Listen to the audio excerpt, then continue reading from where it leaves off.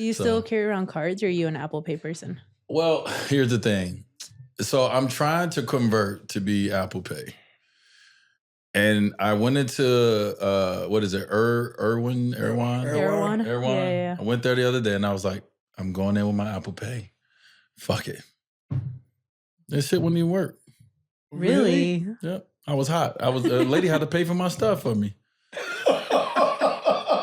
So I'm like, I got money in the car, I got all my shit, and I was like, no, I'm gonna leave this and I'm just gonna go on my Apple Pay. How much stuff did you have? Not a lot. Okay. Yeah, but see, a lot of problems you run into with the Apple Pay is the machine won't click, it won't connect, and I'm like, how do y'all have a machine that don't take Apple Pay? I'm going to keep my card. I'm going to keep my card too, man, because that was embarrassing. Apple Pay. I don't carry. I carry around my driver's license. That's it. I don't have any. I think this is a good wind down conversation about Apple Pay, because I got a problem with Apple Pay. Facts. Tim Cook, I got a problem with my Apple Pay not working. Embarrassing me. I was embarrassed. This lady was like, "I'll pay for it." I'm like, "Oh no, not I'll pay for it." It's okay, Because it wasn't in like a, hey, like, you know, let me just pay for yours. You know what I mean? You want to be nice. It was more so like, oh, well, he's taking too long. So I need to get out of here. So I got it. And I was like, dang. I should have brought my cards in. That was not happening in Ralph's, though. They gotta be like, you're gonna have to go back to the car because we ain't paying for that. As we on? We're on. So I got a question. What's that? You wear shorts. I do. I actually just came from North Carolina wearing nothing but shorts. Okay, so when you sit down wearing shorts, do your shorts like ride up? Yes, they do. Okay, so I'm sitting down right now, and this is about in 5 minutes. These mugs gonna be so far up here. Coochie cutters. Bro, what is that? I don't know. They make sure you put lotion all the way up. That's what you got to do. Because if you didn't, they gonna know you stop right here because you were like, oh, you thought you were short, so gonna ride up. This is crazy when I sit down. Like, it be riding all up in your booty. Yeah, that's thick thighs. Is that what it is? I think so. Thick thighs. I think so. Thick thighs mean your shorts ride up? Yeah, it's just body just... Because they expand when you sit down. Your body just rides. So you... But you would think thick thighs mean your shorts gonna get tighter on your thighs. Well, if the shorts were tight. Are the shorts tight? Nah, so they gonna loose. They gonna rise. These joints be rising. I've been having this problem for a while. I didn't know if anybody else was in it with me. Episode 1 of the wind down. We talked about this? Yeah. You wore shorts. That's what I'm saying. Fucking shorts. I ain't got no lotion on today neither, yeah. So don't zoom in on my legs. Thank God this might be black. This is gonna be in black and white. Yeah, I listened. It was a I'm looking at my slow morning. Yeah, you see, I had to go look at my knuckles real quick. You know, yes. It's in black and white though. You know what? Fun fact. You know that's why we're in black and white. Because your arms was ashy? My arms and knuckles were ashy that first episode. Yeah. We had to stop the entire episode. And I said, you know what? On this film, let me see what it looks like in black and white. Also, too, I like when that. But it came out dope. Yeah. But that's how we got a question out there for all of our few wind down fans. Do y'all like black and white, or do y'all want to see us in color, full bloom? Do y'all like us in black and white? That's a good question. Yeah. We should put this poll. Please let us know. The poll, actually, I'm so not into this YouTube. I don't know where the poll is going to be. It's going to be one of these places. Let us know. Let us know. All right, let's talk. Before we get into what we're going to get into, just so y'all know, because the last episode, this was introduced. The Bob's Interruption Income Jar. And I just paid my first contribution. And so before we started this show, I put my phone on airplane mode, called my wife and said, "Oh, please don't text me." Because I'm not trying to fill this jar up. Trying to sabotage me. You move my phone, too. Don't be trying to sabotage me, bro. See, it says it should be the show interruption jar because it's inspired by you, though. It is completely inspired. I ain't gonna lie, I'm sweating right now, hoping that my phone because I ain't bring no more cash today, and I'm like, if this thing happens to me again. And listen, we're gonna pay for production with the interruption jar. You're about $50 down. See, well, we started the last episode, so. Right. Yeah, so have you noticed that we kind of changed our position of the mics? Yeah, look at this. Right? Yeah. Thank you, Brad. Yeah, this is nice. Thank you. I got to see. Different. Yeah, it looks different. I'm like. But this when I do the Y podcast, this is how the mics be. The right way. When we did the wind down, we We was like, we doing everything different. Right. I'm wearing glasses. We're going to talk about this. We're going to put the mics over here. You know what's funny? That's how, fun fact, I used to be a history teacher. What? Yeah, high school. Yeah, this is a long story. First of all, fun and history is not two things that go together. Never should be together. Fun. History is very fun, actually. Fun? History of what? History of the world, of life. Where's fun at, though? Like fun or educational or like informational? Fun? Yes. So here. Okay. So when America was coming over and trying to, separate stuff from Britain, they wanted to do everything different. So if you notice, everything is the opposite of Britain. Here. They went metric, we went pounds. I'm sorry, we went metric, so they went metric, we went to, I forget what it's called now, so don't forgive me on that. Standard, right?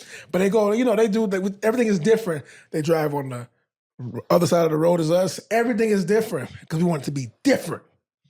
So we want it to be different. The white house is different. So we put the mics on the other side. Yeah. And now we've been like everyone else. Yeah. Some things work. Some things work. You just need to go back.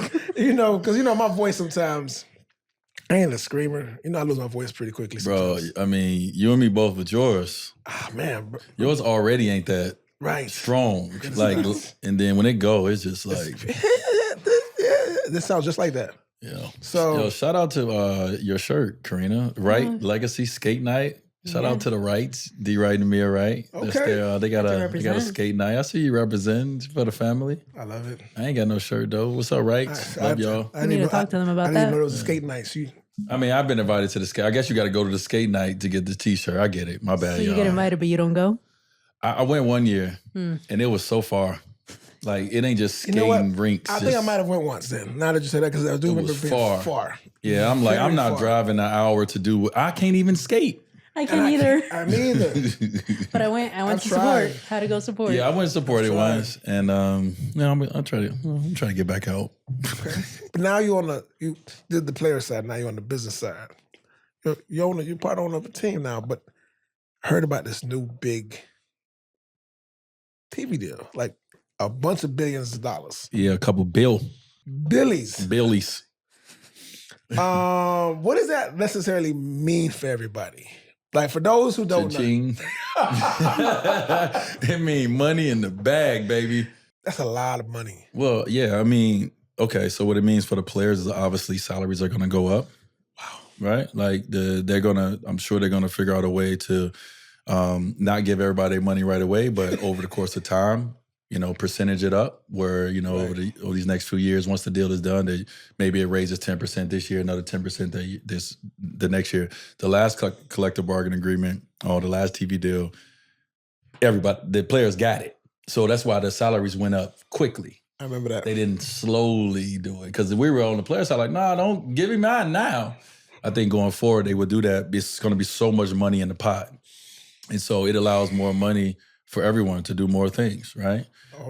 So it's going to be pretty cool to kind of watch, these next waves of athletes. I mean, some guys are going to make $1 billion from basketball. $1 billion from the game of basketball if done right. Like, like some guys are going to be able to make $100 million possibly per year when you talk about Supermax and all these extra things that you can add to the deals, right? And so it's about to get good for these guys.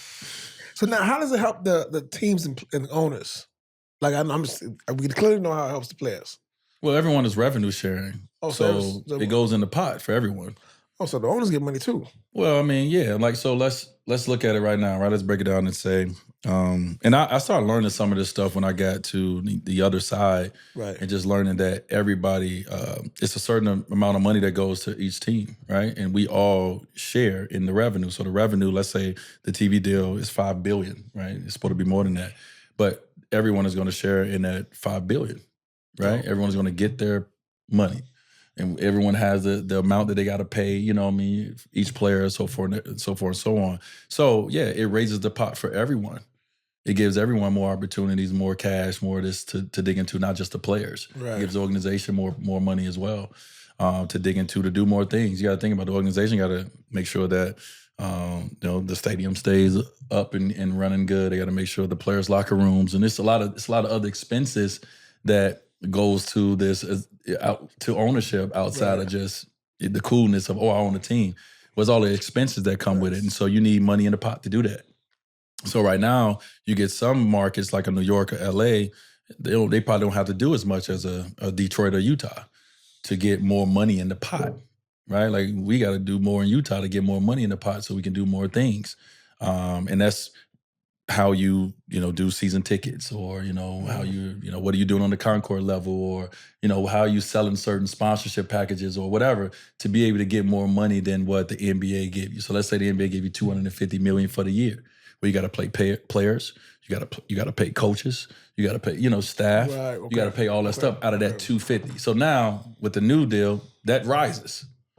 Right? So let's say you get 500 million to do all those things, right? I'm just throwing out numbers, but just more money in the pot to play with to be able to do more things that needs to be done to run the organization. That's players, that's staff, that's everything associated with the basketball team, season, travel, everything. Okay. So now, are you thinking about going back? I ain't gonna. They won't give me no money anyway. I don't. You only get money if you're good and you're young. No. I'm not thinking about going back, but I do got a 10-year-old son, so I do got a 5-year-old daughter. WNBA making his run, so let's get in this lab. I'm in the lab right now. I'm like, listen, mine is over, okay, but it's $100 million out there for you if you want to do your thing. So I'm excited about it because I look at for real. I'm joking, but I'm for real at the same time. When you got kids who love the sport and want to play it, you're like, all right, well, let's look what's going on. Like I look at the WNBA right now and I say, man, Cobb 5, by the time Cobb get 20 years old in 15 years, what a W going to be then? What kind of salaries they going to be making? What kind of lifestyle they going to be living? Cobb, let's get in this backyard and let's get to this work. Is she watching games with you? Like at home? She gets bored quickly, right? Like anything, she gets bored, but she's having more conversations with me about basketball. She said this yesterday. I was working out. She was in there. She watches me work out when I'm in there. Me and her mom. She's all about being in there. She see we're athletic kind of family, so she into it.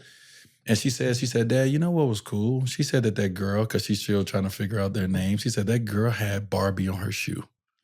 And so Angel Reese, in Chicago, when Angel Reese scores, they say, the Barbie, right? So it's like a little thing. And so she had custom shoes that had Barbie on it. Kav picked that out because she loves Barbies. So she picked out Angel Reese's. That's dope. Bro, and that's what she said. She said, Dad, she's so cool. She had Barbie on her shoe. And so anything to get her eyes into, understanding it ain't, because she watches all these shows where the girl shows up as a beautiful princess. And that's how I want to be. I want to be like that. I want to show up that way. But now so you also can see the beautiful princess, the beautiful Barbie shows up in sport, in basketball and other sports. And so now she can understand when I start talking to about playing, she's like, oh, I can still be a princess and a Barbie and hoop. Yeah. I like that. You know what I mean? I like that. And so just really exposing her, and that's why we took it to the WNBA game. We went to Chicago Sky, was to expose Kav to look at these beautiful women out here, doing their thing. Look at these, look at these athletes. Look at these tall women. You're going to be tall. Look at this, so you can see it and be and not think it's a foreign, thing or concept. When I'm saying it, you actually seeing it. And so she's starting to understand a little bit that, sports is a thing that we do. And so she's getting into it a little bit more. We'll go outside and do a little bit more catching, a little dribbling, you know what I mean? Little stuff. That. Yeah, it's cool. So now, so far, the WNBA has been pretty exciting. Yeah, it's been yes. WNBA has been all over the media. Right. For everything. Right. Yeah. And it's been cool because I know you've been, obviously you invested in, and it's been kind of to that point where you got a vested interest in it, but it's kind of cool to see what we've been kind of seeing throughout the spring coming into the summer, that this is coming, to see it here happening. Yeah. For you, how has it been? How was the game when you went to Chicago? The crowds and man. So I don't know if the numbers say sold out, but in there it felt like a sold out arena. The energy was there. I've been to multiple games, WNBA games, not just Chicago Sky. And you got some markets that are, special markets, but you know that this is a different time. It is what it is, right? Yeah. It's a different time and the excitement is there. And a lot of us that are hoopers feel like this excitement should have been there. Like I never understood why the W struggled so much, right? Like I know that it wasn't like, I understand that man's game, guys are putting their elbows on top of the backboard, and I understand the excitement of watching somebody fly. And maybe in the W, you weren't watching people fly necessarily, even though we had women that was dunking the basketball. But I always loved the game, and I thought the game was competitive. I thought our women over the years, I thought they were very skilled. Like, it was a lot of things that I love about the game, and I'm thinking just a purist basketball fan gonna love what we love. Right. But obviously, everyone is not that. They need drama. They need storylines. They need something different to bring them in. Well, 2024, welcome to the WNBA. We have drama, we have storylines, we have everything. Because this league now is, is up on that pedestal now. But when you up on that pedestal, it's a lot of darks coming at you. And just sitting back watching the way that, some of these young women are navigating this is tough, right? To watch some of it, because a lot of them just want to hoop and make good money and you take care of their family, but they just want to hoop. And, obviously shoe deals and magazines and billboards and all this stuff come with it if you're that kind of player. But a lot of people just really sign up to just play basketball and try to be very good. But people take it and they make it personal. Right. And so they are now in the personal part of the beginning parts of this. And it's a good thing because everyone is talking about the W. It's a bad thing because you getting to really get a chance to be exposed a little bit more to people in the W, to the world and how nasty it is. You know what I mean? Even more. And I'm not saying they did not know, but like even more, because like people are, I just want to hoop, or I'm just like, they're talking about hard fouls. Like this is basketball. Or they talking about hazing, like, like everyone's, this Caitlin Clark conversation with everyone hazing. I'm looking at it like, I know what happened my rookie year when I came in. You won't hit that ground. Yes. You about to fill this ground. If you think you about to keep coming in here, like Jamal McGlure and PJ Brown tapped me up. Every time I ran through the paint. Bop. Touch him. And so this is all a part of the rookie, like people say hazing, but this is all a part of, hey, you got to show us that you built for this league. And so we're watching a league that people feel like it's like what they think is a soft league because it's women playing. Like, it's just basketball. And you're talking about some of the greatest athletes that in women's sports, right? In basketball, what do you think they're going to do? You think they're just going to let someone come in and just go ahead and give us 30? No, it's going to be competitive. And Caitlin's going to do the same thing. When she gets a rookie coming in, she going to get up on her and get up a little bit, and somebody going to come in and try to take her throne. What's she going to do? She ain't going to hit him? She going to hit him. Yeah. And so I think, the outside media is doing their best job to try to turn everybody against everybody. And so the conversation is so chaotic and so loud. No one is focusing on, you can't just focus on one thing because there's so many different conversations going on. And so I think just watching it and seeing what they're going through, I already, like inside, I already knew what they was going to deal with because we've been dealing with it. Men's sports has been dealing with, basketball has been dealing with the scrutiny that comes with playing the game that you love. And whether you ask for the scrutiny or not, it comes with it when that light get bright. And so welcome to the W. Welcome to the world of scrutiny, but also too, look how amazing it is that everyone is talking about the WNBA. Right. Right? Like, I'm having so many conversations that are not on camera, that are not in front of a microphone, where we're talking about the W. I'm at the Met Gala talking to Serena Williams about the W. Like, we're talking about ownership. We're talking about the future of the W. We're talking about, these are conversations that none of us was having. And even though a lot of us have been fans and supporting it, it wasn't the conversation that we were having away from watching the game. Right. Now we're having it. Right. And we're having it about players. Yeah, that's awesome. That's dope. Yeah. And so I love it, man. Like, I love the moment that we're in right now, where we have the storylines. And the storylines is, hey, listen, the WNBA is a very talented league. Y'all are getting a chance now to see what this league is about. And if y'all thought it was soft, wake up. If y'all thought it wasn't talent in it, wake up. Now, we are very thankful because of the timing of Caitlin Clark's rise and Angel Reese's rise, that everything coincided at the same time. And they got their chance to get their, the hero, and the villain. Right? Like, however you want to say it, movies are built off of it. They are. Right? We all love a villain. Like, it's certain times where we have somebody who is a bad villain and we like, but I don't want him to die. Right. No, 100%. I want them to win. You know what I mean? Yeah. And so that's what they've created. And it's great because that storyline is what we all love. And so that's why everyone is in it, because it's been created as we got our hero and we got our villain. And even though it shouldn't be that way, this is sport. We got our good basketball player, we got our other good basketball player. But storyline says, Angel Reese, you are this and you are that. And you know what? They're tapping into that a little bit. Like Angel was like, I'll be it. And she shouldn't have to be it, right? You shouldn't have to walk around like a villain or because it becomes a bad tag on you. Like the referees, you say one thing to them, they kick you out because now you're a villain, right? Or now you're looked at as this, this person that does this and that, and that's not who you are. But someone has pinned this on you, which makes things a lot harder for you. So, yeah, I was considered a villain at one point when 2010 team. I didn't like it. Really? No, it wasn't fun. Like, unless that's just who you are. You got you. Like, I'm not a villain. Like, I don't want to. I don't want to be that. I want to play basketball. I want to smile when I want to. I want to talk a little shit, but I don't want to. Like, I don't want to be pinned as like the villain. Like, I don't need to come in every game like you. No, I want to come in here like this is what I've been playing since I was a kid. I love this game. I love this game, and the reason I love it is because I have fun playing this game. Yeah, fun. When you take the fun away from it, and I got to just be a villain. Right? That wasn't that we didn't have no joy in even getting to the finals that year because of that. Now the next years, once we released that, once Brian released it, once everyone released it, we had fun those next 3 years. But that first year, and I'm not saying it's supposed to be fun like, hey, let's like play date fun.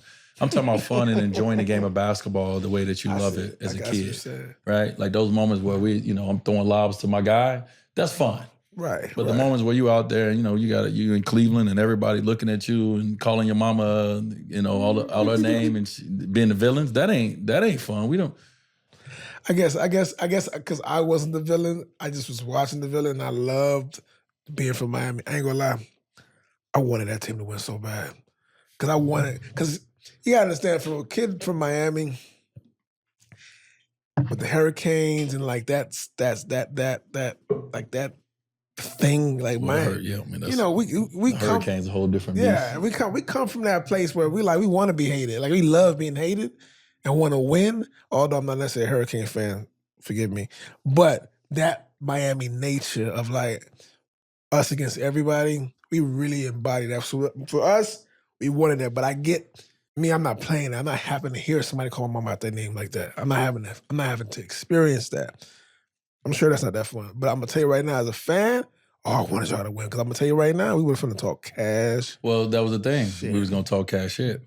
God didn't want to reward us for that. We were ready. We were ready. But like, that's the wrong reason. You're right. We went in, like, you know what I'm saying? We want to show everybody. Like, it's cool to show people that doubt you that you can do something, that they doubted you. That's cool.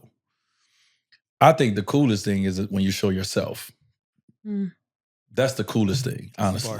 That's a bar. I'm not. I think I personally have, and I say this out of experience. I've been the person. Listen, my belief is stronger than your doubt is one of my mottos. But in going through this, I realized that I didn't have enough fuel off your hate. Your hate can't fuel me enough. Only thing that can fuel me enough is what I have inside of me and what I want to accomplish, what I want to do. And so that's the only thing that can fuel me to have a Hall of Fame career. Like, yeah, I can go a little bit off some hate. I can go, we could do a season or two off some hate, but like for a full career, it's not about what people say about you. No, it's about what you say about yourself and what you think you can do that you don't want to share with nobody. That you in your room, like, man, they just gave me the opportunity. I'm up. All right. Show yourself that you can do that. Show yourself with the opportunities is what you're gonna do. I like it. So yeah, man. But I didn't love that season from that standpoint. And it's not saying it's us against the world regardless. Right. We got that mentality because it's only you and your team, right? And the city that's behind you. But a lot of people weren't with us. Right. But we were going in it with the wrong mentality. And we were, listen, I had receipts. Listen, everybody that had these receipts, they're great. It's funny. It's cool. But the receipts ain't gonna be the thing that's gonna continue to pull you to go through all the things you need to go through. Someone's hate towards you is not gonna help you down 2 with 15 seconds left to win the finals. Like, that hate at that moment has nothing to do with it. It's what's inside of you is gonna help you win that game. And so like the kids and a lot of people, they're so feud off. They doubted me. They hate. Everybody says this. Like the person who ain't getting drafted and the person who going number one. Like everyone's saying the same thing. So it's like you cannot pull off of that. Right. Obviously, because I'm hearing it from every source that they hating on me and they doubting me. I'm like, well, okay. Yeah, this is a part of life. Whenever you're trying to accomplish something that someone can't accomplish, they're going to hate and say you can't accomplish it because they can't. Okay. Put the T on the can't.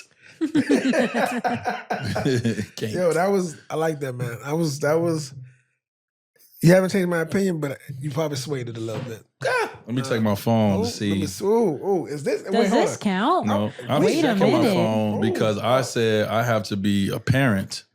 Oh, it's Father's Day And next I'm good. weekend. You know, Look at you being a father. All right, we're good. That's I don't know. I got a question. Let's talk about low vibration versus high vibration. Okay, so you have people in this world that are high vibration people. When you're around them, man, you feel like you can do anything because of their vibration. this. Then you have those people who are low vibration people. And when they just suck everything out of you. They suck the energy up out of you, your creativity. When you're around that low, but when you're around that high vibration, your creativity is like a fucking garden. It's blossoming. How do you guys feel about that? Like, what's your low vibration, high vibration, where you are in life? As a creative, that's super vital because everything stems from my creativity, stems from my mental health, stems from where I am mentally. So if I'm around people that make that die, like shrivel, I can't function career-wise. I can't and my livelihood depends on it. Yeah. So it's something that I'm very, very conscious about. So even in my career, it's like I will not work with clients or people that I don't feel are high vibration. Because then I'm going to waste my creativity, or I'm not even going to maximize my creativity on a low vibration client. Right. So it's one of those, like, I very much live on high vibration, good people that just represent love. How long does it take you to recognize, right? Like sometimes you have people that's in your life. Mm-hmm. And then it take you time, you be like, this is a low vibration person. Yeah. Or you know, because sometimes it takes time, you're like, well, every time I'm around this person, damn, they high vibration.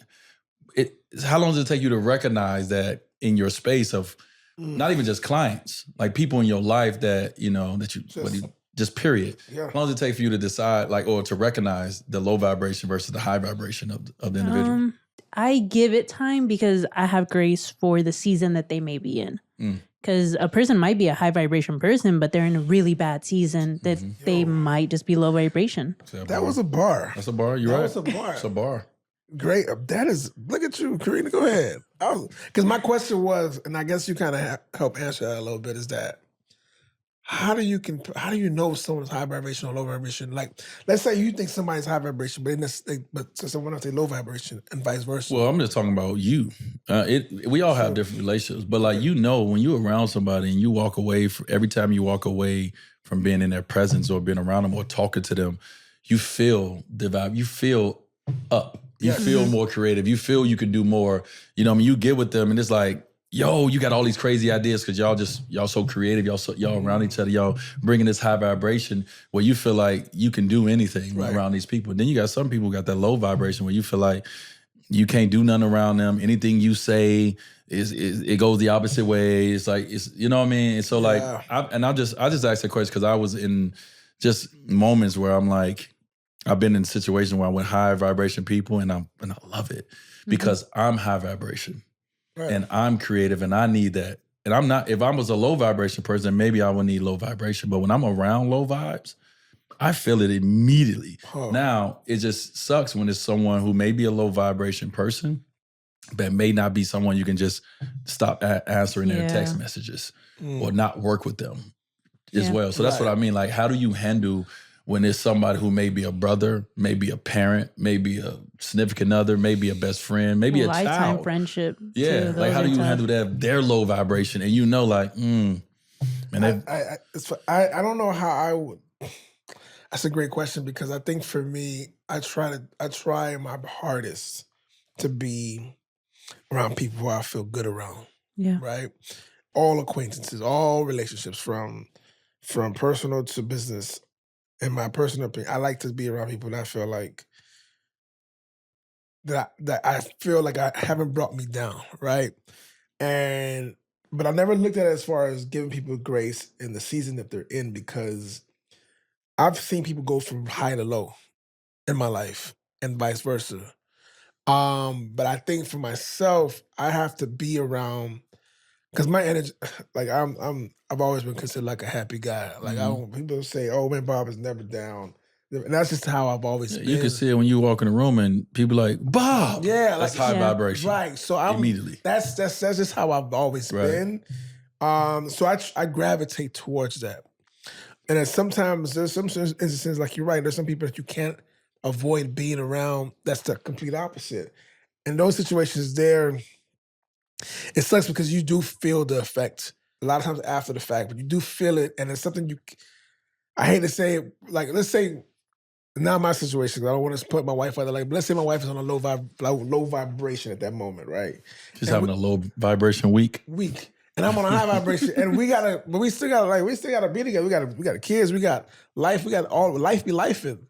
How do we do that, or vice versa? I might be on low vibrations because she's around me all the time, and she's like, so how do we deal with those moments? Yeah, I think you give grace in those moments. That's what you have to give grace. You give grace in those moments, but like, it's some people who are not just in it for a season. It's just that, like, I think Chris and I had this conversation, and like, what do you do with? It's certain people who they will find the negative in everything. Oh, we're not gonna be around each other long. No, I just can't. I just can't do it. I just can't do it. It burns me up. It's like, you got to find the negative in everything. Yeah.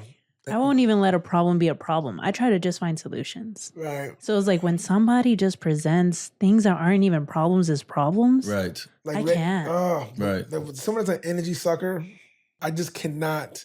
It's almost like you ever seen two magnets that go, when you try to put the opposite side, and they just won't go together because they kind of, I immediately repel. My wife knows I will. That's when you see me quiet. That's when you see me. All right, let me fall back, because I'm not growing here. I'm not getting anything out of this, and this is not going to work. And I have no problems. As I've gotten older, have no problems falling all the way back. Man, listen, I am trying to get rid of some people. I got applications open to get rid of some motherfuckers in my life. Like, I want somebody to fuck up. Like, I'm waiting, because I need less people to talk to and less people to ask me for things. Like, please, if y'all out there, y'all thinking about being low vibration or fucking up with me, please do it. Just walk away now. Just walk away now. Yeah, let's just do it now. Like, let's just get it out the way. Like, I'm looking to get rid of a few people. Well, my question is to you, though, because a low vibration person can mask being high vibration just to talk to you. They won't do that to me. How do you figure that out? But they'll do that to you. Yeah. More so to me.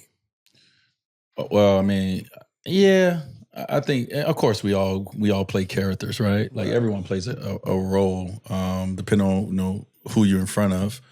I believe that if you can read it, like, it feels forced versus it's just there. Okay. Like, Chris Johnson is a high vibration person. Yes. You cannot deny it. You just can't deny it, right? Right. It doesn't even, like, so certain things, like, is in the energy when a person walk in a room. It's just in them. The low vibration is people that you may love, but it's in them too. True. And when you start getting into certain conversations, that's when you be like, yeah, and it's not that I don't love you. It's just like this vibration is just not. It doesn't work with me, right? The ingredients are not going together, and a lot of times and it's because of, like you said, how you see it. Some people see it one way, and you see the other way. So one way is it's sunny outside. I'm gonna take all the positive out of the sunny day. Like, it may be a lot of things going wrong, but you know what? It's 75 degrees outside in LA. I'm gonna focus on the 75 degrees outside in LA. Someone else is gonna focus on all the other things that are wrong, right? Doesn't make them a bad person. That just means that I don't want to be in your space. Yeah. Right? Because I'm on this high vibe. I'm on this vibe. I'm on this sun. I'm on this. Yeah. This vitamins. I'm up. Like, I'm up, and I'm trying to get up because I know it's so much to pull us down. But you got those people who are into the pull down, and that's their brand. That's their conversation piece, is to be that. And I experience this a lot around being in the crowd of people that I'm around, because I listen a lot when I'm around, and I know I'll be like, that ain't the energy that I would want in my space. I can see it. So whether you faking it or not, you can see it. You can feel it. Right? It's a feel thing. more so than like you laughing at a joke, you coming in laughing. Like that don't make you high or low vibration. Yeah. Is when moments happen, you get to see like what someone do. Like, let's just give an example. If I'm at a restaurant with someone and the waiter comes out and the food's not hot, how you respond to that is going to show me a lot about you. Now, doesn't mean you don't want your food hot, but it's how you respond to it, right? It's like, well, how do you, okay, what solution is you going to, what you going to use to get your food hot? Some people, immediately, they go to, my fucking food ain't hot. Like, you know what I mean? Like, they go to that vibe. Or some people go with, hey, sorry, I know we were talking, like whatever. I know we were talking when you was, brought the food and it got a little cold. Can you warm it up? Like it's different vibes that I want to be around, right? And so you can see it just in small moments with people, what kind of vibe of how they see things and how they're willing to present themselves and how they respond to things. And that lets me know immediately, I'm like, this is not my vibration. Because you know what I'm saying? So I don't know. I wrote it in my notes one day. I was just like, low vibration, high vibration. Because I was in a moment where somebody was real low vibration and my energy was drained. It sucked all my energy out of me. And I'm sitting here and I'm like, this ain't me though. Yeah. But I'm around this person and it's sucking all the energy out of me and I'm low vibration. Like, I'm lethargic. Oh yeah. I'm lethargic. I don't want to do nothing. Like I'm like that. I'm that I need to, like, I like working out, not just because I want to look good, but I need them endorphins. Yeah. And I need that from people as well. I need endorphins from you. If you're not bringing that, that's the point. And as you get older, it becomes more, you become more deliberate with it, more intentional with it. And I think as we all are, be intentional about how you like to be around. That is my every year, my mantra. Be intentional about who I want to be around, because life is way too short. And sometimes I gotta, I'm gonna follow the path of giving grace when I need to. But being intentional is so important because life is way too short. It's so short that we forget how short it is. Because think about the fact that, like, this is what typical age, you were 75 years old. That is what? That's 1/3 of the way for me. Right. So think about now think about how old you are now. Mm-hmm. How many more summers, how many more winters, that question, like how many more of these moments that you have to do the things that you want? Oh, the vibrations, are they low or are they not? They're not. The vibrations are opposite of mine. Let me put it like that. Yeah. You remember I gave you, I hit Bob one day and I said, and the reason, I still have this magnet earring in it. You do? I was going to ask you when you got another piercing. No, Cobb gave me this magnet earrings that we rock. I was wondering. Yeah. I was like, oh, he went with the gold and a blue on the other side? We're matching the outfit, which they can't see because it's going to be black and white. I thought this was on Titanic shit. I was like, yo. I thought maybe you matched it to the hat. I really wasn't sure what was happening. I ain't got no piercings. I'm like, okay, I guess I have 9, so I was just like, hey, you're catching up. Wow, that's a lot. That's a lot. I forgot what I was about to say. I didn't went on.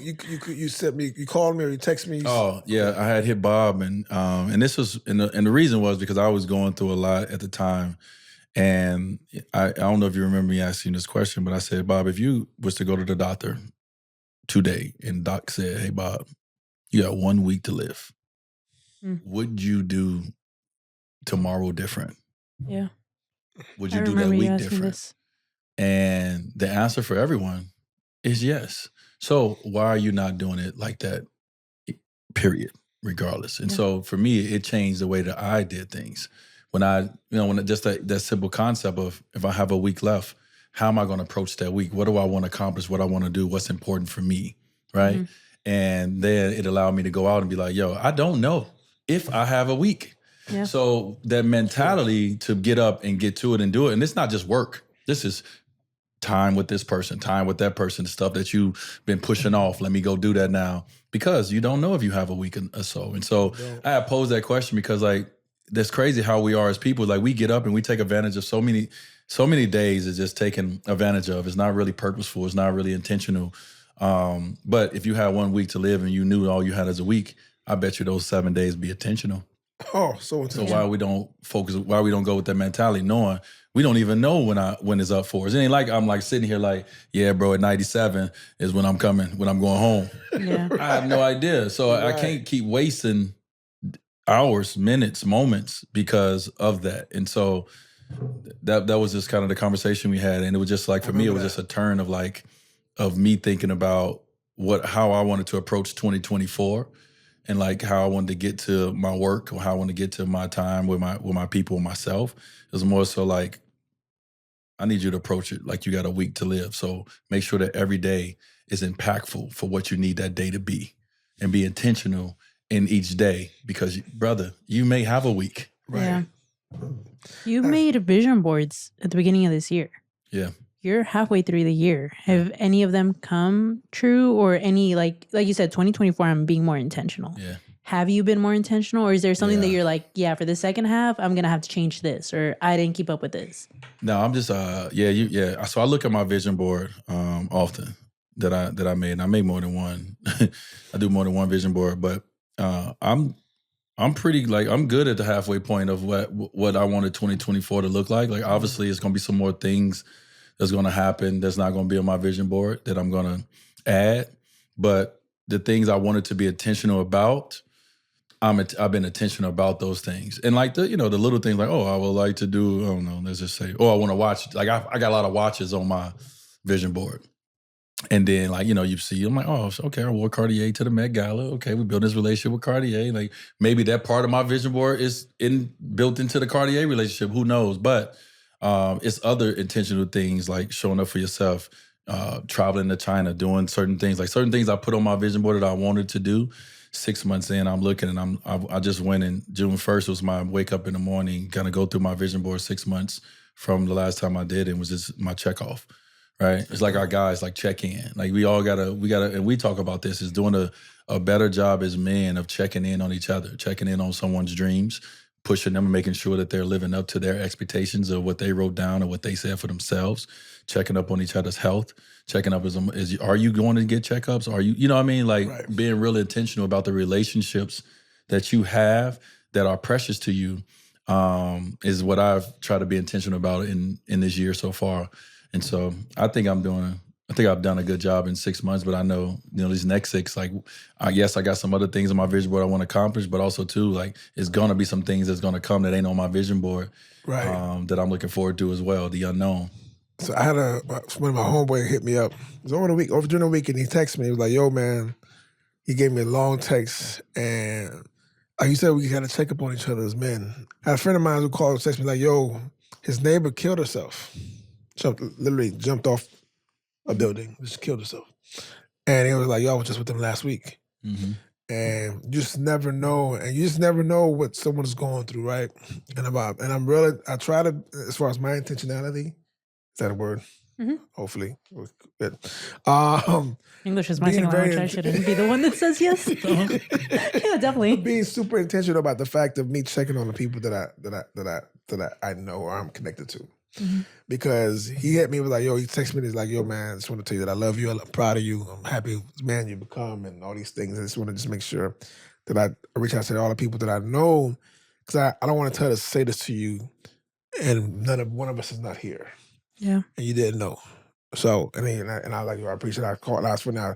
I FaceTime and I was like, yo. And he said, I can't pick up. I said, no, I'm going to tell you, I want to tell you that I love you to your face. And I'm like, yo, I appreciate that, And I'm like, and I said that to myself, like, yo, I want to be real intentional. And I've always done it since COVID. I don't remember COVID, I called you and I said, I want to call and check on my people. Like, I want to just make sure at least once a month, check on somebody I haven't called in a long time and just check on them and be like, yo, what's going on?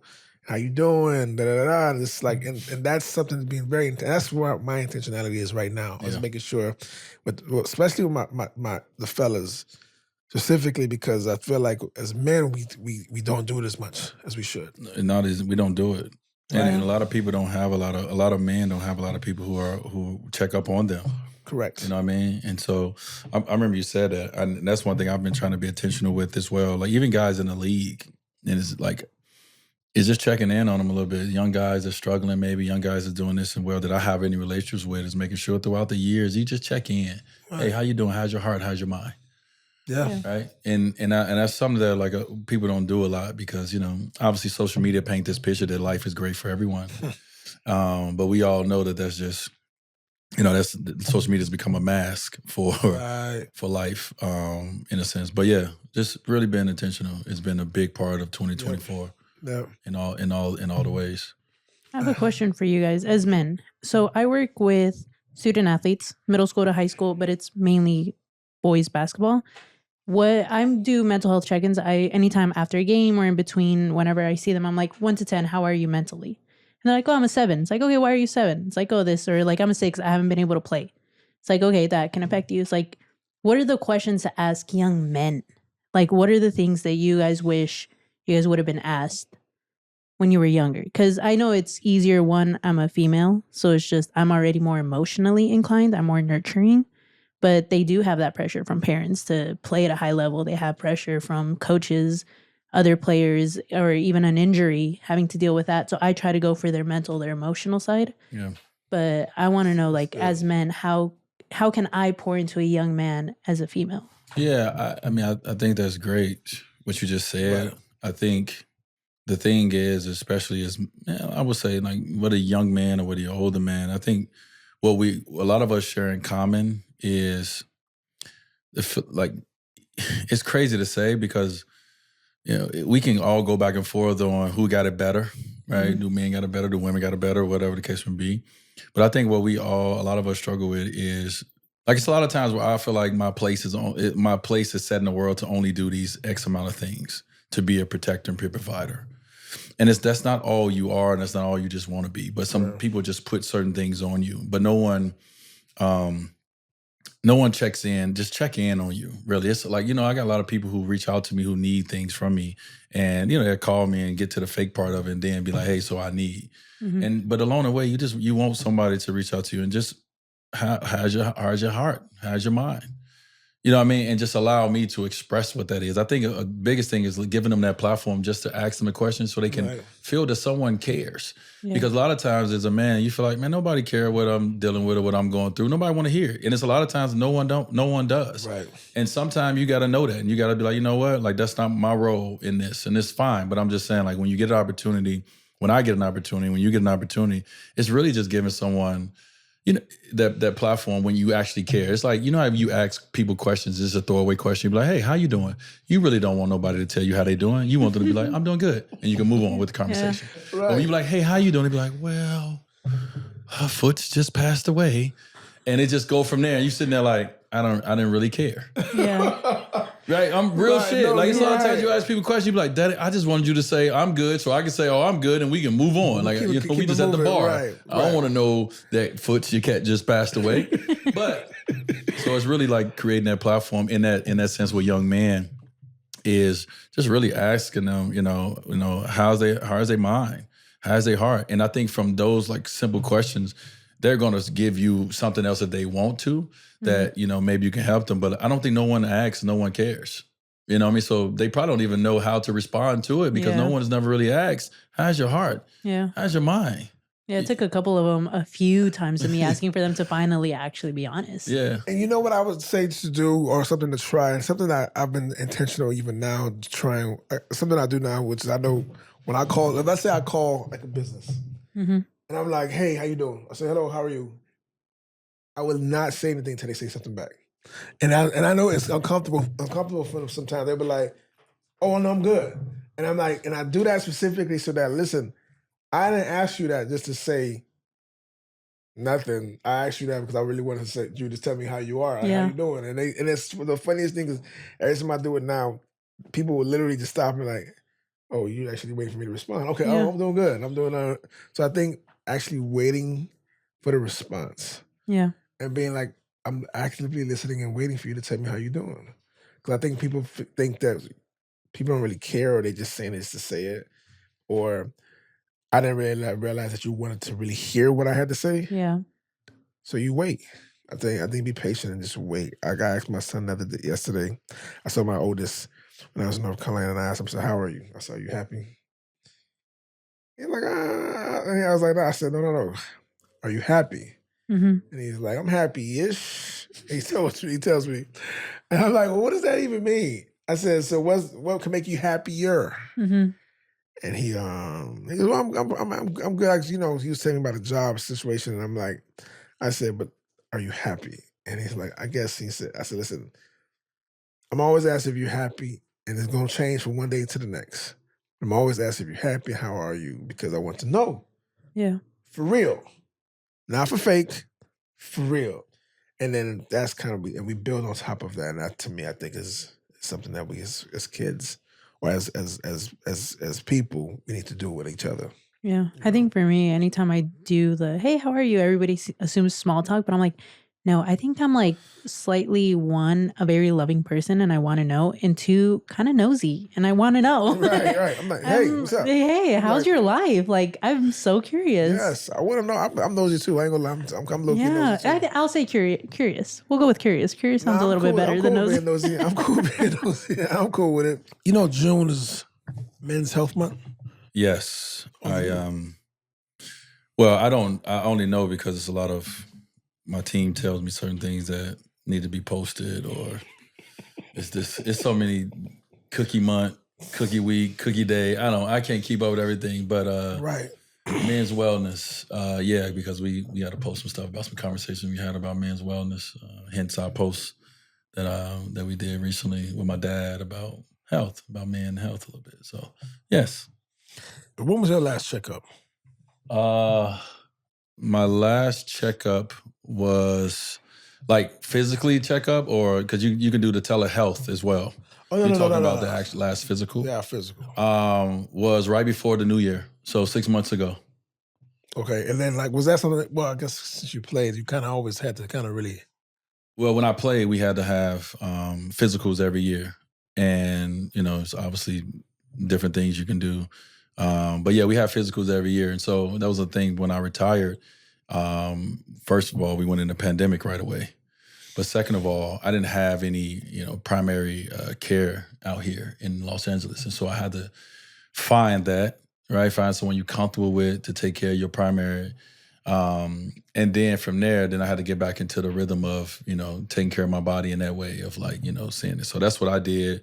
Probably most of 2023 was a lot of it was spent with me, going different places, taking full body scans, MRIs of this. I had some issues that I was feeling that I wanted a doctor check. I have past history. My dad talked about, some of the cancer surgery he went through with prostate. And I know that that's a part of my future if my dad had it and my granddad had it. So I wanted to check up on my prostate at a young age. So all of these different things, but it's all really just to, to be able to, kind of check your body to see what's going on. Because the only time we experience it is when we feel it. That's right. We don't feel it, then we don't know it's there. Right. But these checkups, these physicals, they're all great for your heart, for your, for your liver, for your kidney, for your mind, for your everything, to be able to get these checkups. And so I'm a firm believer in it. And even though I know I come from a community and a culture that really don't fuck with the doctor like that, we don't mess with the dentist. We don't mess with the dentist. We don't mess with the doctor's office.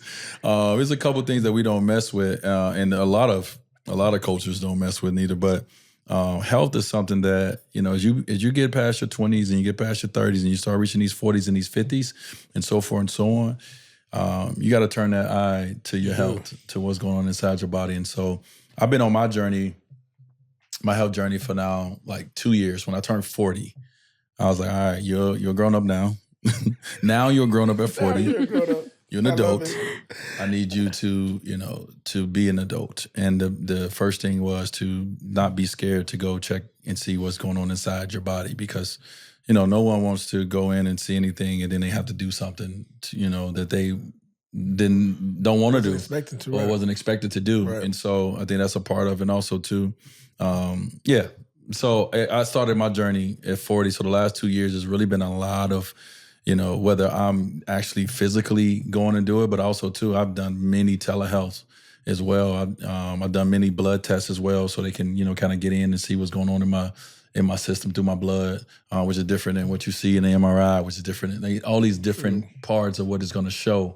an X-ray versus an MRI versus a full body scan. They all gonna show something a little different and go more in depth. Right. And so really just tapping into all that so I can, so I can live into 99. Whoa, 99? Yeah, I feel like 100 is a little excessive. But 99 is a lot better. I think that last year is a lot. A lot can change. I think 100 is very. You live to it now. I mean, I'm just throwing it out there. 99 would be a good life. Do you think? How would you like to be at 99? Like, how would you like? Bro, I already know how I'm gonna be. How? Ain't fucking with nobody. All high vibrations. He's getting rid of everybody by then. I ain't gonna be messing with nobody. He's not gonna be high or low vibrations. In my 90s, first of all, when I get to 99, a lot of people that I love, they ain't gonna be with me. Let me just go and throw that out there. Natural selection is gonna get rid of all the rest of the people. Natural selection. So I'm gonna be isolated, first of all. But yeah, now I'm gonna be. I just want to, man. You want to go old. You want to go grow old gracefully. And so what you see now, can you hand me this? Can you hand me those chocolates down there, Bob? This is what I want to be at 99, everybody. Oh my God. At 99 years old, I want to be irresistibly smooth. That's exactly what I want to be. I want to be irresistibly smooth, just like Lindor. Irresistibly smooth and wrinkly. First of all, they got some bomb chocolates. Oh, I just smashed one, bro. Oh, they got some bomb chocolates. Yeah. But yes, I want to be irresistibly smooth at 99 years old. Okay. Now, it's crazy because I know I've always thought about that's a weird, that's my grandma, she lived actually to 104. Okay. And I fully expect my mom to go for a long period. My dad, unfortunately, my dad passed away early. Well, not early, but in the 60s. And that's early. Yeah, that's early. Colon cancer. And it sucks because my dad did get checked. He did? He got a son because he had some stomach issues going on. Yeah. Sonograms,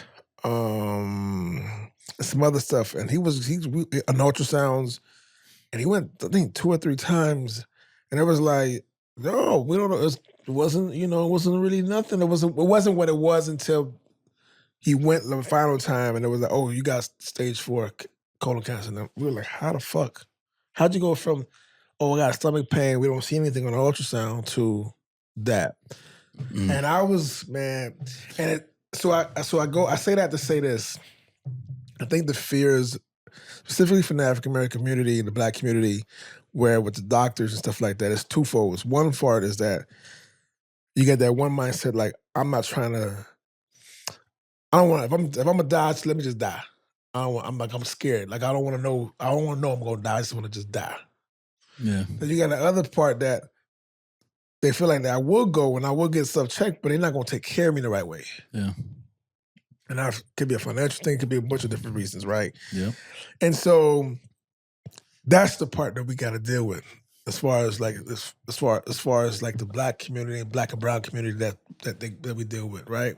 Yeah. And that part is this tough part. But then another part too is just outside of just the physical, we also got to keep in mind the mental. And I think a lot of times we when we look at each other, when we look at ourselves, and we look at like our older folks, and just how as we get older, holistically, what's happening, and how do you find the right doctors, right? How do you find the right therapist? How do you find the right person to speak to? How do you find all these things? Because not everyone's going to have the same opportunities as other people would have.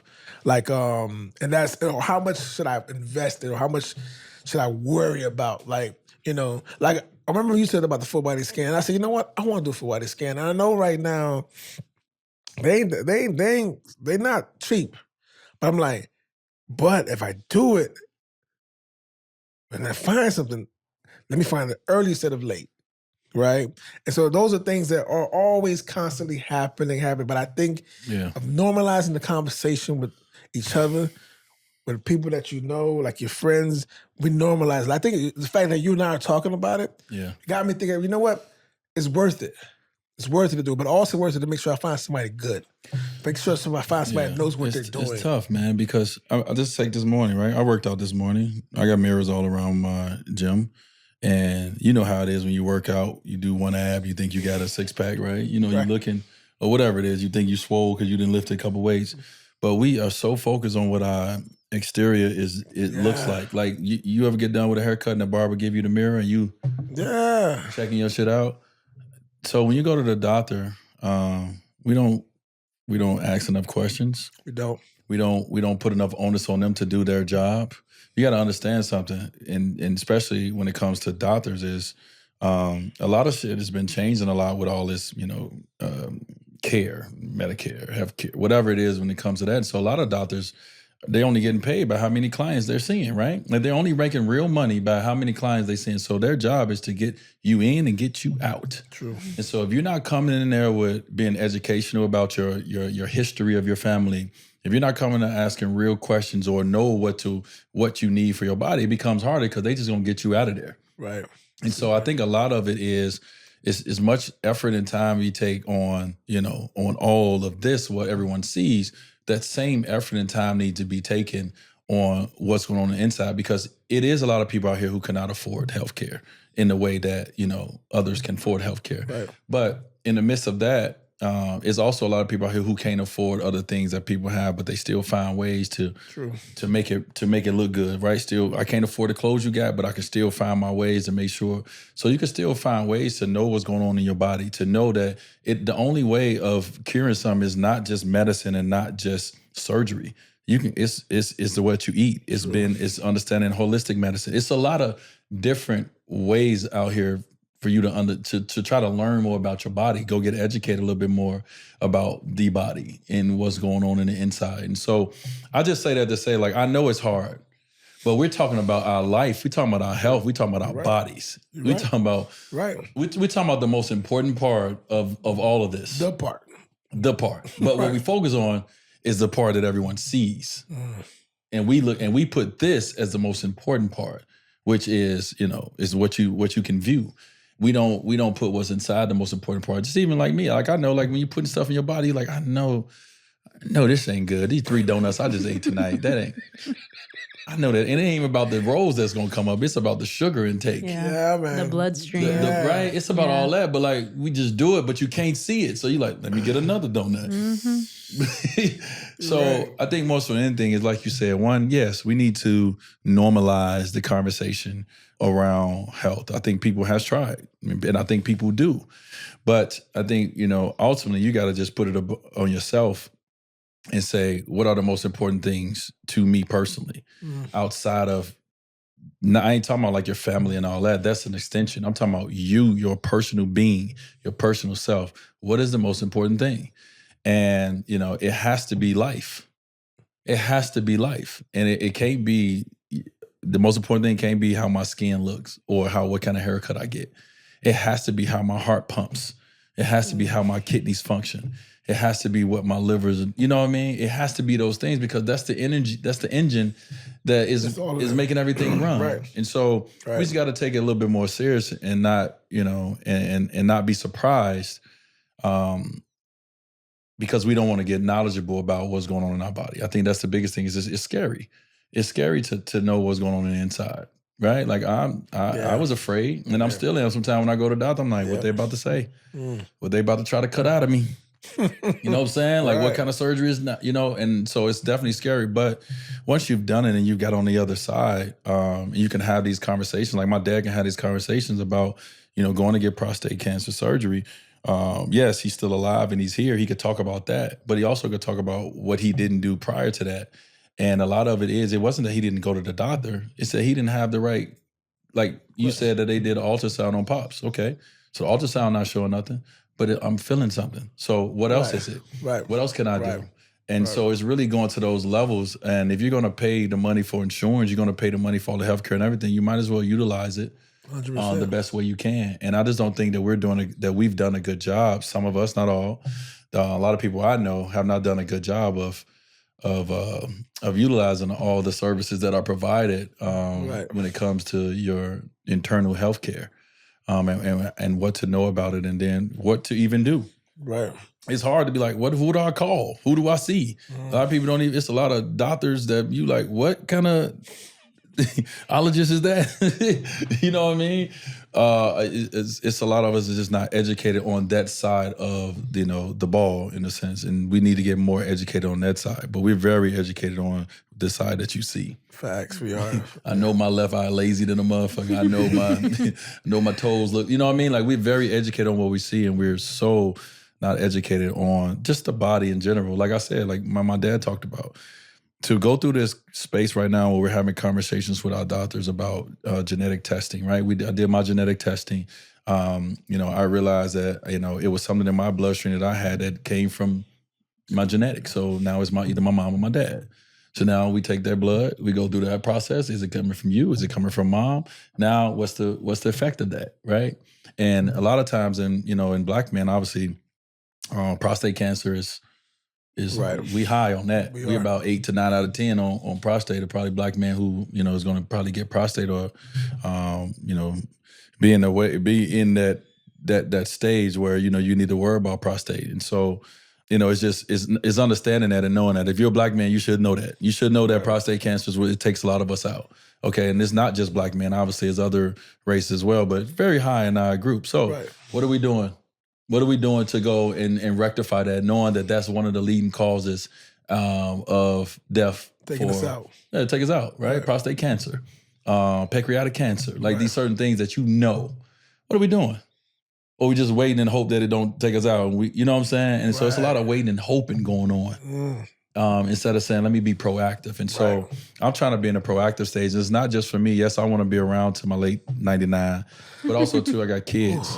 And I need them to know, what questions to ask, what to expect, just by being born away, right? What comes with that outside of the media, the media scrutiny that y'all gonna get, or outside of the finances that y'all born into, what else goes into being away? And, I know that I have a cancerous gene inside of me just because it's been there. Just been there, and there's nothing I can do about it. From the standpoint of it being there. Now I can get proactive on the things that can help me, counteract, what that gene, is. And so, yeah. So I want to get back to this 99 loop one more time before we leave it. I was just throwing it up out there on I didn't think about this. How do you think you would like, it's crazy because I ain't gonna like my skin being loose. I ain't gonna like that. Your tattoos, your logo on your knee. Oh my God. Let's think about that. I ain't gonna like my logo on my knee being down on my shin at some point. Like my dad had these conversations with me now, and he's always like, bro, like I see my skin is a little loose. Your body changed, man. Your body changed. At 99, it's gonna change a lot. Yeah, I only want to be here as long as I'm healthy, man. Of course. So if I'm healthy at 99, leave me alone. Let me ride. But what if you walk around not even with a gangster limp, but like a triple limp? I mean, I got that already. That's from playing basketball. That's just from hooping. I got a straight left, not straight in the knee. I get it. It's a limp. So I guess I say that, and not saying that. When I was young, I used to always say, I want to live. I don't know. I don't want to be disabled, right? Or just like. But again, you don't ever know what's in your future. But 99, I'm trying to be as healthy as I possibly can. I'm trying to live so long that I forget people. Well, you don't have to live that long. Someone can set in, you're gonna forget people. I'm trying to forget you. I'm trying to forget people. I'm trying to be a long time. Listen, that's what I'm saying. Listen, and I say that to say, and it's not like we all deal with, like everyone deals with things. And so, I'm not a comedian or nothing like that, but I feel like, you bring light to certain things if you can or if you want to. But I remember watching my grandma, who lived into her mid to late 90s. I mean, it's her birthday. We don't know because I done seen 7 now birth certificates. So I don't know if she was 99, 91, 93, 95, depends on which one she pulled out. But she had Alzheimer's. And, when you watch someone have Alzheimer's, and I wasn't around as much as my mom and my aunties and family, but, when I got around, and yes, the part about them not remembering you and, all those things can hurt your feelings and what all it goes with it. But I've also seen people with Alzheimer's that lives a whole different life. Yeah. Whole different relationships, whole different, like they don't remember nothing about the life and the drama that came with you, Bob. They got a whole different life going on. And I've seen joy in it, in the life that they're living, having Alzheimer's, forgetting about their family, forgetting about their issues, and just being in a space wherever they are. You know what I mean? In a sense, and living that life. And so I want to live so long. You forget people. That I didn't forget you. You like, I'm Bob. And I'm like, Must be nice. Congratulations. Congratulations, sir. I don't know you. Brad, how you doing? Like, you know what I mean? Right. Like, Right. So, but you know, I don't know, man. You just want to be able to live as long as you can make it. Obviously, as you feel like you want to be useful on earth. Yeah. You want to be impactful. You know, I don't want to just be like, I tell people all the time, when I get older, please don't bring me out to games and stuff. Just to don't roll me out. Y'all better not roll me out. Y'all better leave me in. Don't roll me out to no game. I don't need no special like seating arrangements. Like I'm staying away. You don't want to be on the TV? No, just don't roll me out. Like when I get to that point, if I get to like wheelchair status in life, don't roll me out. Don't be using my access to get what y'all want by rolling me to the games. You know what I'm saying? I see that too much. I'm like, look at they just using that access. You don't want to be here. You don't want to be here. So your kids are going to try to use your access? Yeah, they're going to try to roll me out. I'm not letting it happen. Don't roll me. I'm putting it in my, it's already in there. It's in my estate plan. Don't roll me out. If I have to roll, don't do it. Don't do it. Don't be like, let's take him so we can go to the Laker game. No, don't use me to go to the Laker game. Get your own ticket. Don't roll me out. So about your children now. So all of them are doing something dope. Bro, they all doing something.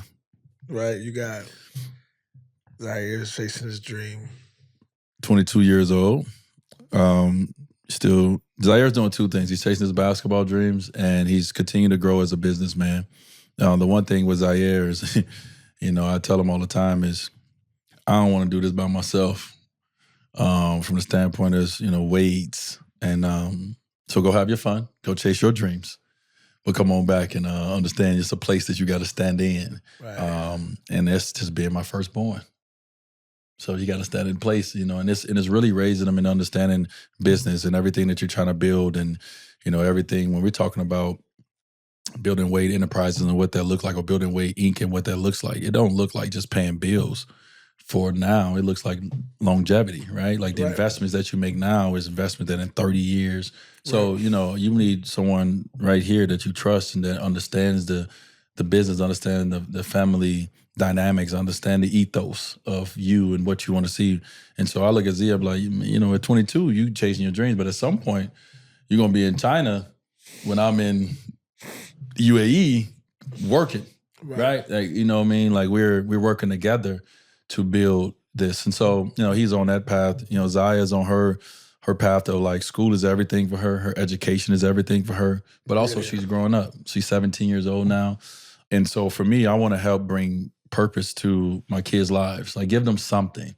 And Zaya and I have something. She has her something outside of you know, people asking her to show up and do interviews or runways or photo shoots.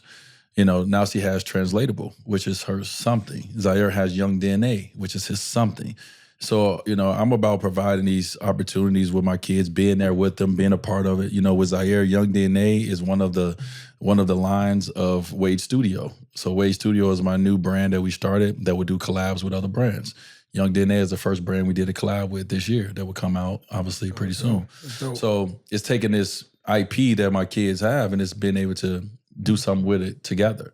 And so Zaya and I have an IP together called Translatable, which I'm rocking a hat. That's so dope. And we get what we gonna do with that, right? And it's for her, but I'm a part of ushering it with her and learning, et cetera. And so to be able to build Translatable with Zaya while she's in high school, at the same time as Zaire did Young DNA at 16, we built Translatable with Zaya at 16. And it's given her, you know, something that she says she wants to do, something she believes in. Zaire wants to do clothes and apparel. Zaya wants to build this community. And, you know, Translatable allows us to build the community that Zaya wants to build, and also, too, me as a parent that I want to build. And as a community that can listen, can learn, can grow, can understand, what's going on in the community, the L, the G, the B, the T, the Q, the I, the A community. But definitely when it comes to trans, because that's what we are with Zaya. And so to be able to have this social platform, Translatable, to be able to translate things that are digestible, for people to be able to come in and understand and read, to me, that's just that's doing the work. Yeah. That's doing the work. And, we got a lot of work to do. But at 16 years old, she's already on that path to start doing the work that leads to it being bigger than her. You know what I mean? And so I love the fact that we're doing it together, but I love the fact that that she's invested in it, that she picked, she got on the call with Brand Studio. She picked the color. She picked, she picked the lettering. She picked all the things that would be seen on the Translatable site. But yes, man, just so happy about that. That's dope. Yeah. I think one of the dopest things about that for me, even with just watching Zaya grow up and just knowing the journey, and just knowing the journey of the whole family. Because I think the part that people don't understand a lot is that you're in the middle of it in real time every single day, right? And there's a ton of people in this world are in it real time every day, but they just doing it by themselves. And to know that someone else knows their story or they can lean on something, that's just like that building that community. I think is that is just so dope, and that's just so Zaya at the end of the day, just knowing that do something that's just bigger than you. Like your mom said to you, your life is bigger than basketball. I think that also translates to your children as well, as far as like their lives are just bigger than whatever they think it may be. Yeah. And that's so cool that she's doing that and that you're supporting her and just grow and just be. Yeah. Right? I mean, the support has to come from, we're a firm believer that it has to come from inside first, right? Like, and that's when you get into trouble, when your kids got to go outside looking for support. Right. When your daughter and your son, they got to go outdoors and look for that support. They're going to find it. It's just not going to be the kind of support that you've tried to nurture, that you feel like you try to nurture as a parent or you need, because there's somebody out there willing to give them something, but it may not be, what they need to continue their growth and their evolution. And so all the support from us, it comes from, it's internal first. Before our kids go out into the world, they're going to know that no matter what, the support comes from home first. And so they're going to go out into the world hopefully confident, knowing that their village got them. Got it. We're there. We're supporting them. What you want to do, we're going to figure out how to do it. We're going to ask the right questions. We're going to use all the resources. Right. And I just want my kids to get to the point where they stop caring about other people's thought about the resources that's provided for them. Because this is a part of our blessings that we're able to have resources, because I damn sure know I didn't have none. Right? I know my dad didn't have none. And so we have these resources. Let's just take advantage of these resources. And so with Translatable, we were able to take advantage of our resources, right? Trevor, I was about to say Trevor Noah.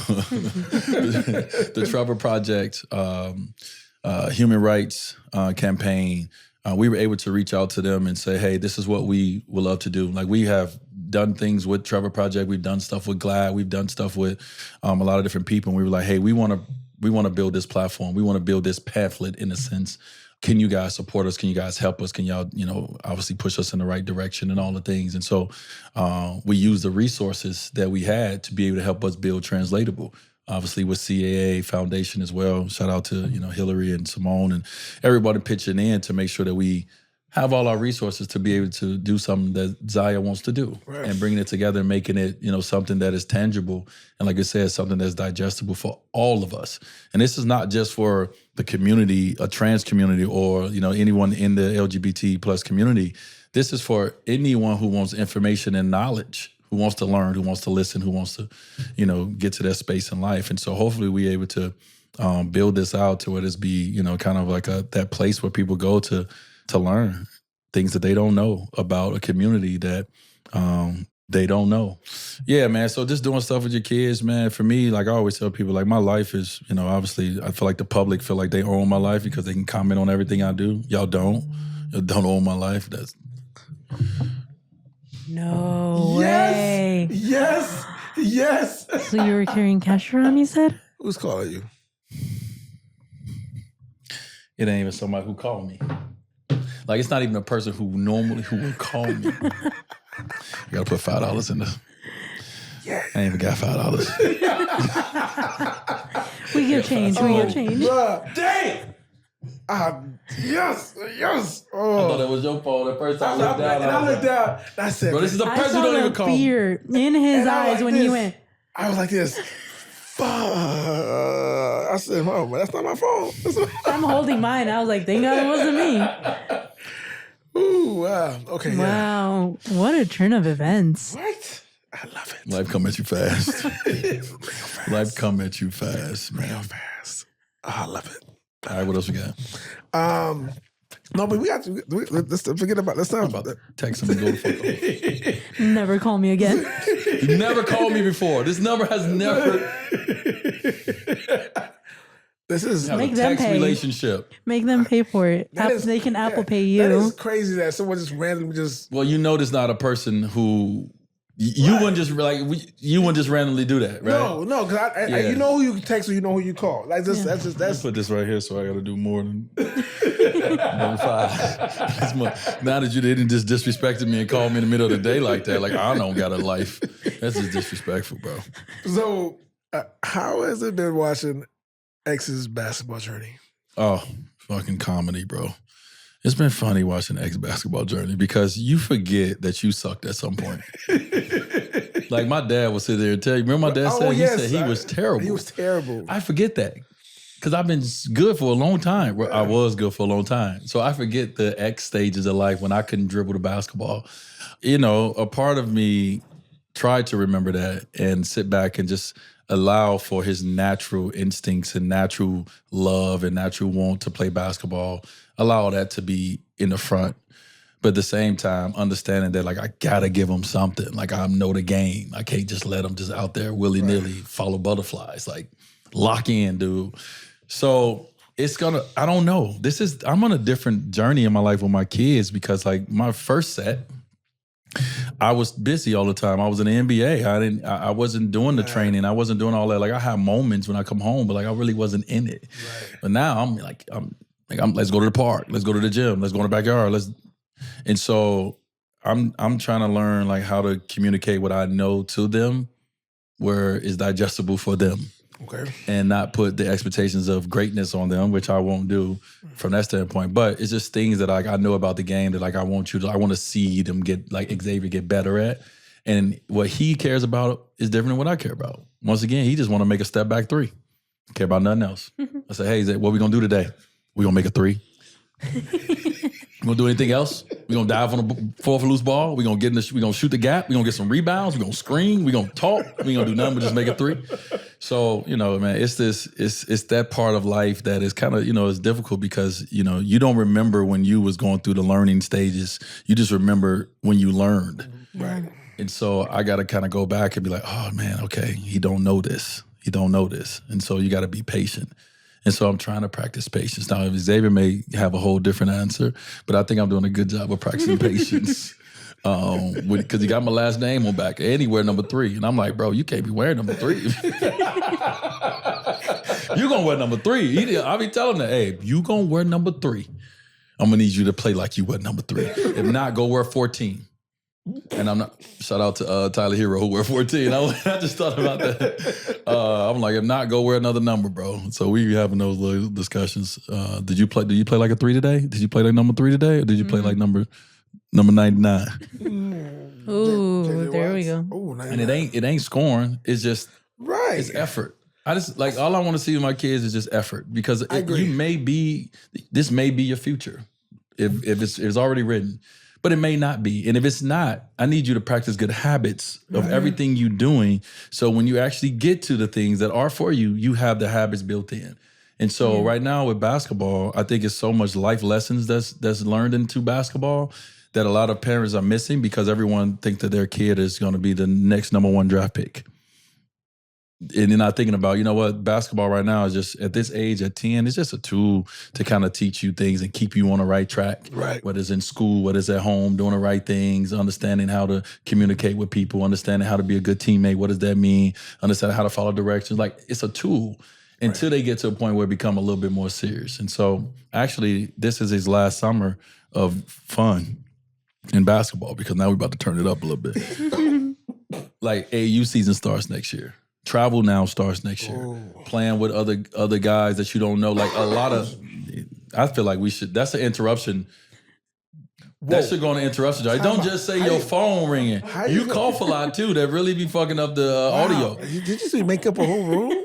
We need to get a Bob's paper. interruption jar. It don't say Bob phone buzzing. Whoa. He just made up a rule.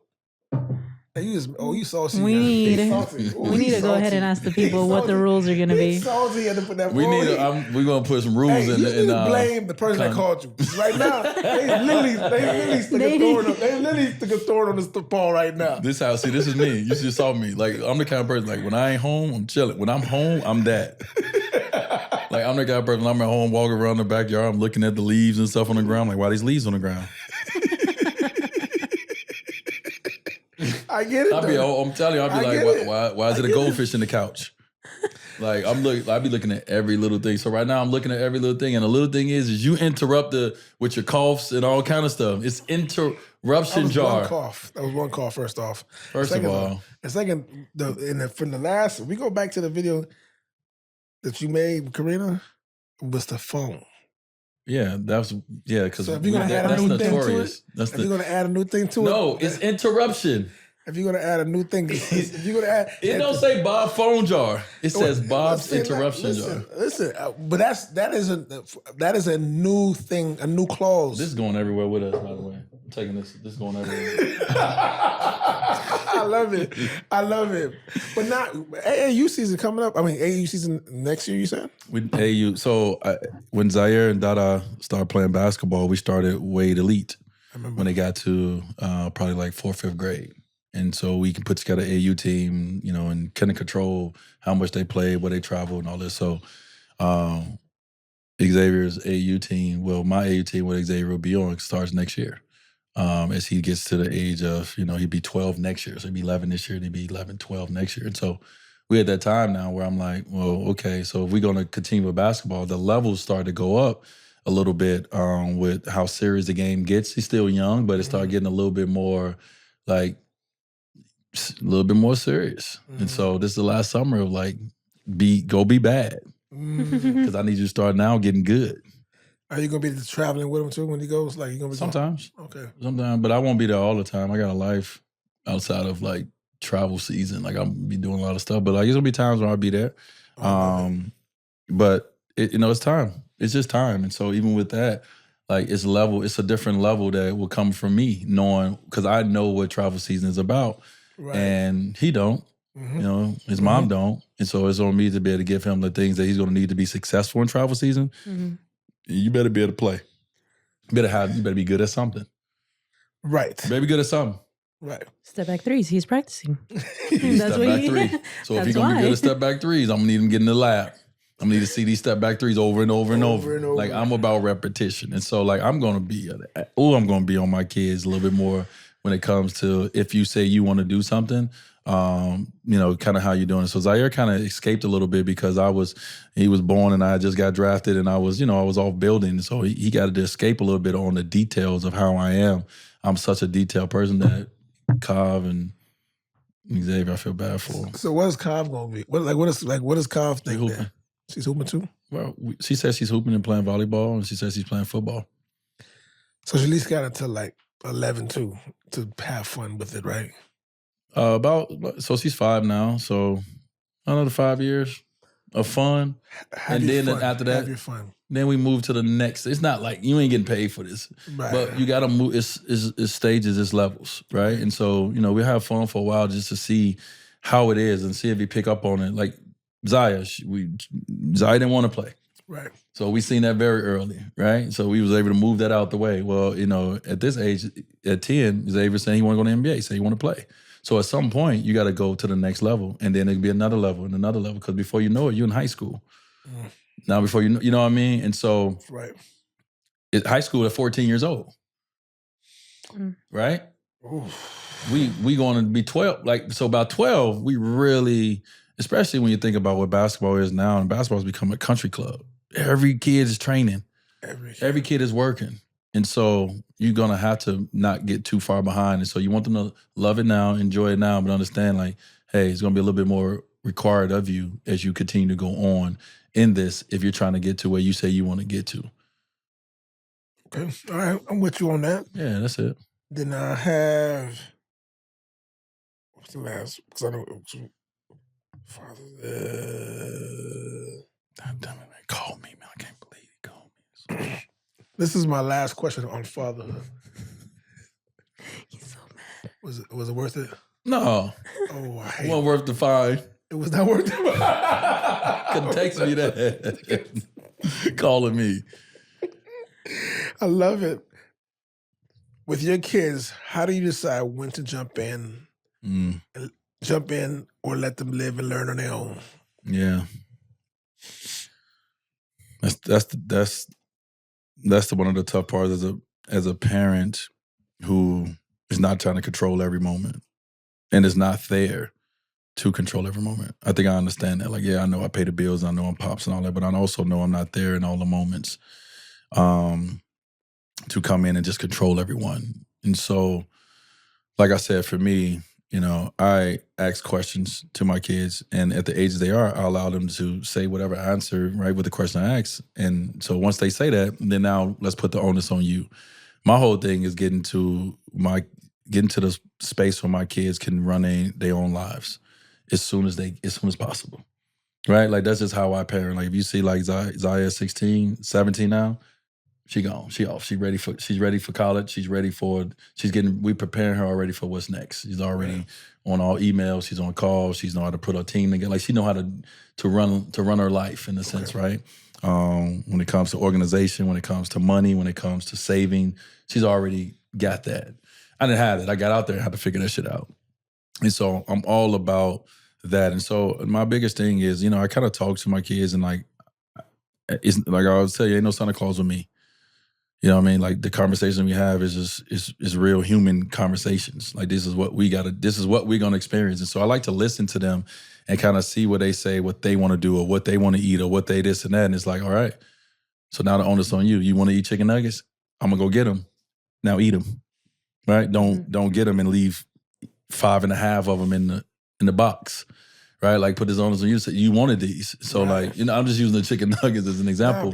But I just kind of like listen to my kids and like you know, I think a lot of it, like I said, when I was young, I feel like a lot of it was like people wasn't hearing me, and I think it made me even shy to explain myself or talk when I got a chance to because I wasn't used to it. But a lot of it, parents didn't care what you had to say. Like I don't want to control your life, right? I want to help you get to the point where you're controlling your life. And so I have to listen to what you want to say. And then now I have to now step in and put the onus on you as a parent to hold you accountable to what it is you want to say. But also too, I have to nudge you a little bit at times. Right. And push you, but it's just this fine line of like, okay, when do you nudge? How much do you nudge? When do you pull back? And so that's all a part of being a parent is all different and it's daily different and it's different for each kid. Each moment is different.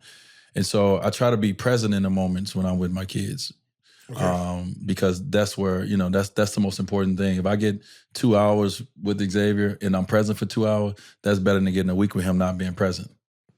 I agree. Right? And so if I'm present, I'm able to pick up on cues. I'm able to pick up on things said. I'm able to pick up on questions asked, to know how their mind is working, to know how they're thinking, to know what they want. And I'm able to kind of build and mold from there, because, you know, everyone is so different. I like that. So I'm ended on this. Father's Day is coming up. You have any message for the fathers? Father's Day is coming up, and it's not really the most celebrated day in the world, as we all know. We talked about this. Number 16. I don't know, man. I just say, you know, for all, you know, like I try to do. I think obviously each Father's Day, each moment of celebrating something looks different, of course. And so whatever it is for you, whatever you feel like you need, and when you have a dedicated day, then that's what you should utilize. On your birthday, it's your dedicated day. On Father's Day, it's your dedicated day. That's probably all you get because ain't nothing else really for you. So on your dedicated day, Just do whatever it is that you feel that's going to make you feel complete about what the day represents. Day represents fatherhood. So whatever's going to make you feel good. Some people, they need to be with all their kids. They need to do a brunch or lunch. Everybody need to dress alike. Whatever the thing that make you feel good about being a father on that day, do those things. Whether it's big, whether it's small, just do that. Because it's only one day, but you only get so many days on the calendar that says, no, this is yours. And so utilize your day to do the things that you want to do. So I will be golfing with my dad. I love it. All right. That's a wrap.